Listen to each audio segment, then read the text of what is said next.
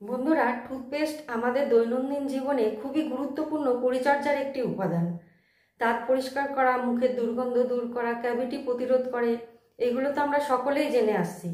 তবে অনেকেই জানলে অবাক হবেন যে টুথপেস্টে এমন অনেক রাসায়নিক উপাদান আছে যেগুলো দীর্ঘমেয়াদে মানব শরীরের ক্ষতি করতে পারে। আজকের ভিডিওতে এই ক্ষতিকারক উপাদানগুলো নিয়েই আলোচনা করব আর এর থেকে কিভাবে আমরা বাঁচব। 1 নম্বর, সোডিয়াম লরেল সালফেট বা SLS। এই উপাদান টুথপেস্টে ফেনা তৈরি করতে সাহায্য করে, যা পরিষ্কার করার অনুভূতি বাড়ায়। কি কি ক্ষতিকর প্রভাব? মুখের নরম টিস্যু জ্বালা সৃষ্টি করে, মুখে ঘা হওয়ার সম্ভাবনা বাড়ায়, দীর্ঘমেয়াদে মুখে শুষ্কতা এবং মাড়ির জ্বালা তৈরি করতে পারে। 2, ট্রাইক্লোসান অ্যান্টিব্যাকটেরিয়াল এজেন্ট বা এটিকে জীবাণুনাশক রাসায়নিকও বলতে পারেন। কি কি ক্ষতিকর প্রভাব? হরমোনের ভারসাম্য নষ্ট করে, হরমোনের গোলমাল সৃষ্টি করে, বিশেষ করে থাইরয়েড হরমোনের। দীর্ঘমেয়াদে অ্যান্টিবায়োটিক রেজিস্ট্যান্স তৈরি করতে পারে। 3, ফ্লোরাইড দাঁত শক্ত রাখতে ব্যবহৃত খনিজ, দাঁতের এনামেলকে শক্ত রাখে এবং ক্যাভিটি প্রতিরোধ করে। সঠিক মাত্রায় উপকারী, কিন্তু অতিরিক্ত গ্রহণ ক্ষতিকর। কি কি ক্ষতিকর প্রভাব হতে পারে? ডেন্টাল ফ্লোরোসিস বা দাঁতে সাদা বা বাদামি দাগ, স্কেলেটাল ফ্লোরোসিস, হাড় শক্ত হয়ে ব্যথা ও পরিবর্তন হতে পারে। শিশুদের টুথপেস্ট গিলে ফেলতে নিষেধ করুন। 4, প্রোপিলিন গ্লাইকোল টুথপেস্টকে আর্দ্র ও মসৃণ রাখতে সাহায্য করে, যাতে জমে না যায়। কি কি ক্ষতি হতে পারে?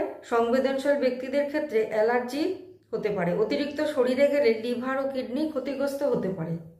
5, কৃত্রিম রং আর্টিফিশিয়াল কালার। কিছু রং শিশুদের মধ্যে হাইপার অ্যাক্টিভিটি বাড়াতে পারে বা পাকস্থলী সমস্যাও হতে পারে। লিভার ও কিডনিতে চাপ ফেলতে পারে। নাম্বার 6, কৃত্রিম মিষ্টি বা আর্টিফিশিয়াল সুইটনার্স। স্বাদটা যাতে মিষ্টি বা ভালো লাগে তার জন্য ব্যবহৃত একটা মিষ্টি পদার্থ। কি সমস্যা হতে পারে? অতিরিক্ত গ্রহণে লিভারের বিপাকক্রিয়া প্রভাবিত হতে পারে। কিছু মানুষের ক্ষেত্রে মাথা ব্যথা, অস্বস্তি দেখা দিতে পারে। 7, মাইক্রোপ্লাস্টিক স্ক্রাব করার জন্য ব্যবহৃত হয়। এটি দাঁতের মাড়িতে আটকে থাকতে পারে, শরীরে প্রবেশ করে ধীরে ধীরে জমা হতে পারে। দীর্ঘমেয়াদে টক্সিসিটি। 8, প্যারাবেনস। এটি টুথপেস্টে প্রিজারভেটিভ হিসাবে ব্যবহৃত হয়। এটি ব্যাকটেরিয়া ও ফাঙ্গাসের বৃদ্ধি রোধ করে, যাতে দীর্ঘদিন নষ্ট না হয়। সম্ভাব্য যে ক্ষতিগুলো হয় সেগুলো: পুরুষ ও নারীর হরমোনের স্বাভাবিক কার্যক্রম ব্যাহত হয়, দীর্ঘমেয়াদে প্রজনন স্বাস্থ্য প্রভাবিত হতে পারে। এটা গবেষণায় দেখা গেছে। কিভাবে বাঁচব? টুথপেস্ট কেনার আগে প্যাকেটের লেবেল পড়া অভ্যাস করুন। টুথপেস্টের পেছনে ইনগ্রেডিয়েন্টস অংশটা দেখুন। ফ্লোরাইড ব্যালেন্সে রাখুন। প্রাপ্তবয়স্কদের জন্য 1000 থেকে 1500 ppm ফ্লোরাইড। শিশুদের গিলে না ফেলার নির্দেশ, এটা খুবই গুরুত্বপূর্ণ।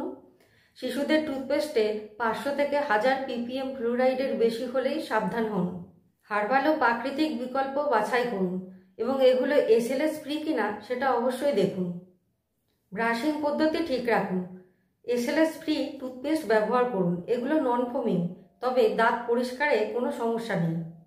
ফ্রি ফ্রম মার্কিং দেখে বেছে নিন, যেমন SLS free, triclosan free, paraben free, alcohol free mouthwash, এগুলো ব্যবহার করুন।